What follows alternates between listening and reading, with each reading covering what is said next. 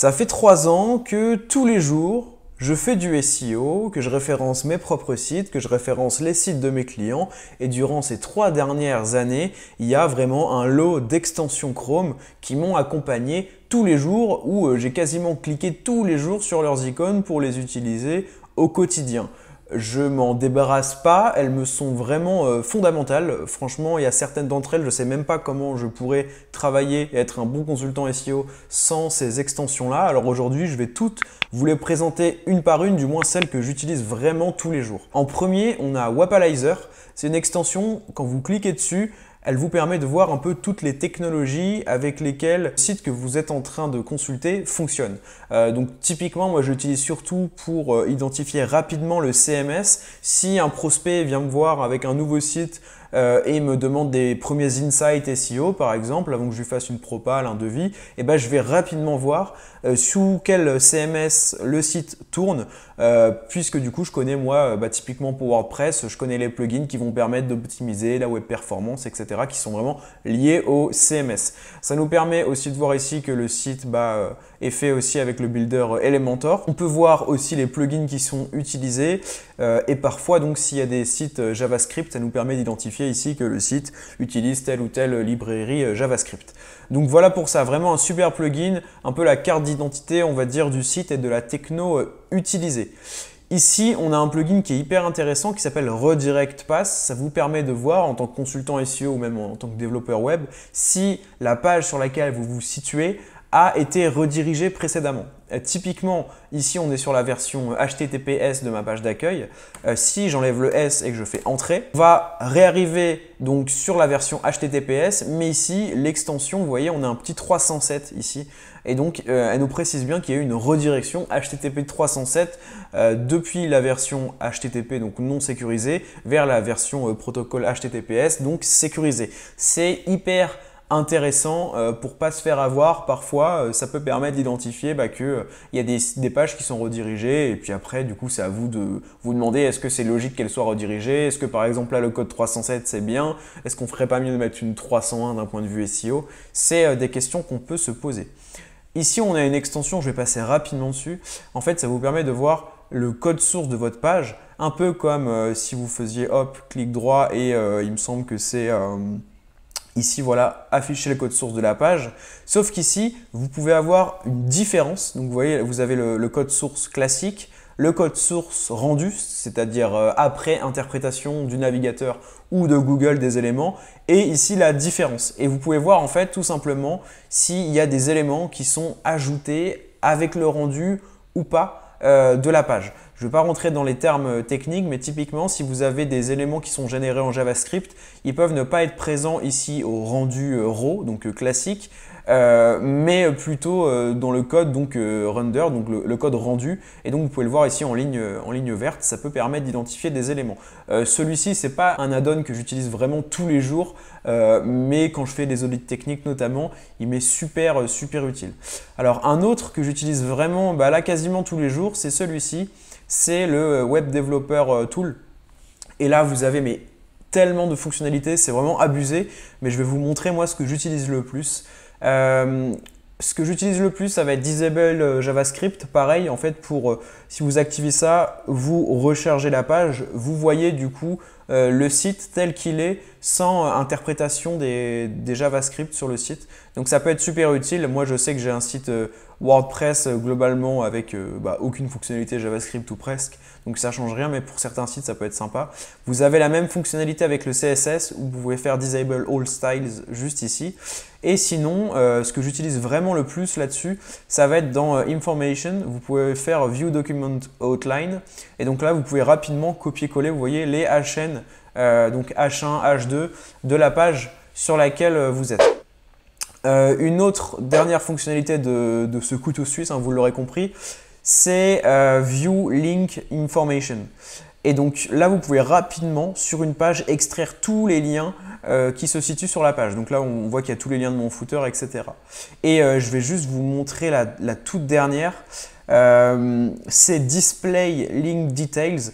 Si par exemple il y a un lien, je vais essayer de trouver un lien interne sur ma page. Voilà, là il y a un lien vers la toolbox SEO. Si vous faites Display Link Details, vous allez voir en fait le lien tel qu'il est dans le code source et donc vous pouvez rapidement vérifier notamment s'il y a des liens en nofollow ou pas, sans avoir forcément à chercher dans le code source, etc. Ce qui peut être un peu fatigant. Ici vous faites ça et vous voyez direct tous les liens de la page, comment est-ce qu'ils sont déployés, etc. Donc ça c'est super intéressant. Ensuite, on a l'extension donc Majestic que je trouve vraiment incroyable. Ou par exemple, si vous tapez un mot-clé, vous ouvrez toutes les pages, vous pouvez rapidement voir en cliquant sur l'extension combien de domaines référents le site a d'un point de vue global, combien il en a sur la page en question, quelles sont les encres de liens, etc., l'intitulé du lien. Bref, les métriques aussi d'autorité des domaines référents. C'est une extension super complète qui vous permet vraiment de voir, une fois que vous êtes sur une page, quel est son netlinking, le netlinking du site d'un point de vue global et le netlinking de la page en question. Et donc moi je m'en sers vraiment celle-ci pour le coup tous les jours. Ça me permet par exemple si je veux un peu analyser la concurrence en netlinking sur le mot-clé, je sais pas, fleurs CBD, d'ouvrir les 5 premières pages et d'identifier si elles font beaucoup de deep linking, donc de liens vers leur page précise, si oui sur quelles encres et par exemple pour fleurs CBD je sais que c'est des encres hyper optimisées. Donc voilà pour ça.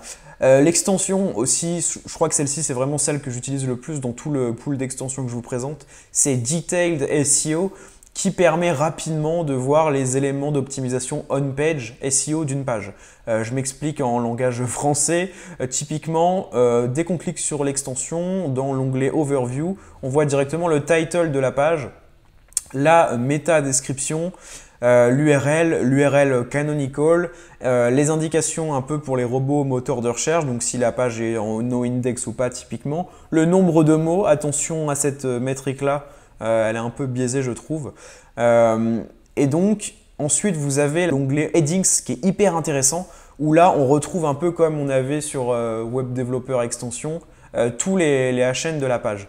Donc voilà pour ça. Ensuite, pareil, on retrouve les liens qui sont déployés sur la page. Vous avez ici le nombre de liens internes, le nombre de liens externes et le nombre de liens total. Et après, on a d'autres annexes pour les images, les données structurées aussi qui sont déployées sur la page, l'aspect aussi social Open Graph. Et puis quelques raccourcis vers vos outils préférés, mais voilà, globalement ce que j'utilise le plus c'est Overview, Headings, et puis ça s'arrête là, et Schema de temps en temps, je trouve ça hyper pertinent. Donc ça c'est vraiment une extension que je vous conseille d'installer, et pareil, ce que ça apporte, c'est que encore une fois, on n'est pas obligé d'aller dans le code source pour trouver le title, etc. Enfin, c'est un gain de temps monstrueux sur le nombre de sites que vous pouvez analyser. Voilà pour ça. Il y a aussi une dernière extension que je voulais vous présenter, mais pour le coup, on va plutôt s'en rendre compte ici. Si je fais une recherche, donc je vais me mettre sur la SERP française et que je tape fleurs de CBD par exemple, hop. J'ai en fait une extension, vous voyez, qui m'indique les positions et les variations de position des sites. Cette extension-là, normalement, elle est ici dans mes extensions, mais elle n'est pas pin parce que du coup, c'est une extension un peu passive, donc il n'y a pas forcément besoin de l'épingler. C'est l'extension SERP Trends SEO, extension, vous voyez juste ici. Vous l'activez. En fait, à chaque fois que vous allez faire une même recherche, ça va vous donner les variations de position.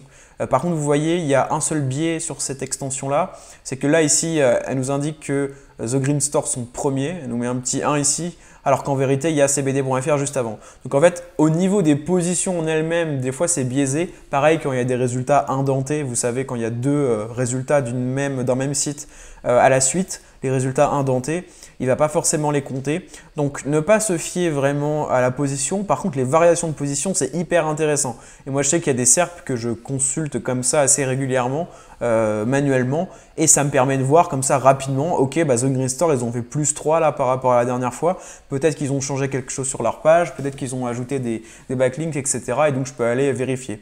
Donc, c'est vraiment une superbe extension. Et l'équivalent de ça, c'est d'aller sur des outils comme SEMrush, etc. Mais du coup, vous devez rentrer le mot-clé, alors que là, c'est plus quelque chose que vous voyez comme ça, un insight en plus que vous obtenez à chaque recherche. Voilà, écoutez, cette vidéo, elle aura été assez courte, mais au moins, je vous ai présenté toutes les extensions que j'utilise le plus. Il y en a peut-être quelques autres que je ne vous ai pas présentées, mais globalement, c'est des extensions que je ne vais pas utiliser très souvent, qui sont pour des besoins très précis. Or là, pour moi, c'est vraiment toutes les extensions que vous devriez installer si vous faites du SEO. En plus, c'est 100% gratuit, à part l'extension Majestic, du coup, il faut un abonnement Majestic. Mais à part ça, toutes les extensions sont gratuites et c'est un gain de temps énorme. N'hésitez pas surtout à vous abonner à la chaîne. Mettez-moi en commentaire ce que vous en avez pensé. Si vous avez des questions, je réponds à tous les commentaires, donc il ne faut pas hésiter. Mettez un gros pouce si vous avez aimé la vidéo. Et pour terminer, j'ai créé une newsletter SEO il n'y a pas longtemps. Donc vous avez le lien en description. N'hésitez surtout pas à la consulter. Et sinon, je vous mettrai de toute manière le lien de toutes les extensions que j'ai présentées dans la description. Je vous dis à la semaine prochaine.